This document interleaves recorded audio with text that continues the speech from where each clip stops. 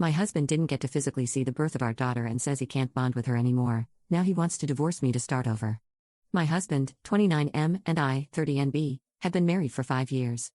I gave birth to our first child in September, a beautiful baby girl. My husband was present for most of my labor, but things went very pear-shaped, and I had to have an emergency C-section. The doctors told him to leave the room and wait outside, so in short, he did not see our daughter being born. A week ago, he informed me that he wants a divorce to start over on his dreams of having a family. He insists that he cannot bond with our daughter and says it's because he didn't see her being born. He said a lot about how it's always been a dream of his to have a small, close-knit family, and now he can't have that with me because of the C-section and his not being in the room. His dad suggested therapy, but my husband refused, saying he knew it wouldn't work. I've made sure he knows I'm open to the idea if he changes his mind, but he's been very insistent that he knows this can't be fixed. Part of me knows I'm basically asking for a magic spell here, but does anyone have any ideas how or if this can be fixed? Update 1. Several people suggested asking him to come with me to a therapist so I can get help understanding why he's leaving. He agreed, and our appointment was yesterday. It didn't go badly, but it didn't go well either. He was very upfront with the therapist, as in, he didn't try to mince words or refuse to answer questions. He told the man, paraphrasing as best I can, they got to bond the entire pregnancy. That baby is made of their body, I can't compare to that. My work started at birth, and I wasn't there, so I don't feel like I ever got hired, if that makes sense. Yeah, he compared it to not having an employment contract. I get the metaphor, I guess, but I'm not sure how it translates to him not being able to bond. Several people made hateful comments, and several others asked if maybe my lack of gender was an issue. I assumed no because husband had known that I'm NB since before we started dating, but I did bring it up while we were with the therapist. Husband insists that no, it has nothing to do with anything. Update 2. This is probably going to be long, and it isn't a happy update. So, it's been about a month and a half since I last posted, and we have filed for divorce. I have taken my daughter and moved back in with my parents, who aren't very happy about the divorce but are thrilled to have the chance to nanny, their words, not mine. Life was in stasis for about a week after my last post until my father-in-law asked us to come over for dinner. He informed me that my soon-to-be ex had asked for his help paying for a lawyer. He had agreed with the requirement that we all sit down and have one last talk about the situation.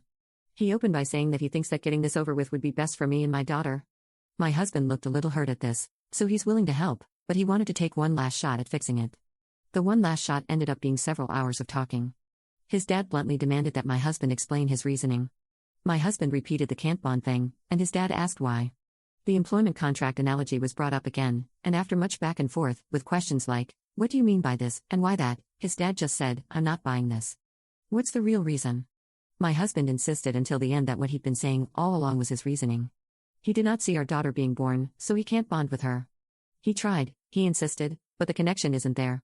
He was supposed to connect when our daughter was born. There was supposed to be a spark of connection between them, but that spark can only happen right at birth, I guess? In his mind, he can't get it now. His dad asked if my husband thought our daughter wasn't his, but my husband insists he has no doubts he is our daughter's biological father. His dad then asked if my husband was seeing someone else. Was there a woman or another pregnancy somewhere? My husband did not react well to this. He threw his phone down on the table and said that we were free to search it, but he would never stoop that low. After that, the conversation turned to post-divorce life. My husband offered up that he'd been running the numbers and would volunteer $50 a month in alimony and $50 a month in child support. He doesn't have to do either, mind you, because we're divorcing, and he wants to cut all ties with the kid, but he wants to be fair. $50 in alimony? Whatever, I have a job and a roof over our heads, I don't need it. $50 in child support? That is a lot less, but whatever. I'm refusing to stress about it. The court will handle child support amounts. I'm making myself not be angry and letting them deal with it. I admit I tuned out most of the rest of my father-in-law's attempt to talk sense into his son after that comment. I think that was when the coffin finally nailed itself shut. I started packing when we got home and went to my parents' house the next day. I'm no longer talking to my soon-to-be ex, his lawyer talks to mine. We haven't spoken in almost 3 weeks, and I don't think I need to tell you that he hasn't shown any concern for my daughter, but here I am anyway. The day after I got there, my sister kidnapped me to her place. We drank a ton, talked about everything, and I screamed a lot. I got most of it out of my system. After that, we had more drinks and watched terrible horror movies. I woke up the next day with a headache from hell but otherwise feeling better than I had in a long time. My job can't transfer me, just my luck, but I've been promised a glowing reference, and I'm cashing out what little paid leave I have left to add to my savings. My father-in-law asked after the failed conversation if I would be cutting him off. I assured him that he might not see us as much because of how far away my parents live and not knowing where I'll end up, but he's not getting rid of me or my daughter that easily. He was very happy to hear that. So that's where I am now. Papers have been filed, my daughter and I have moved out of the house, I'm doing my best to ignore my soon to be ex's existence.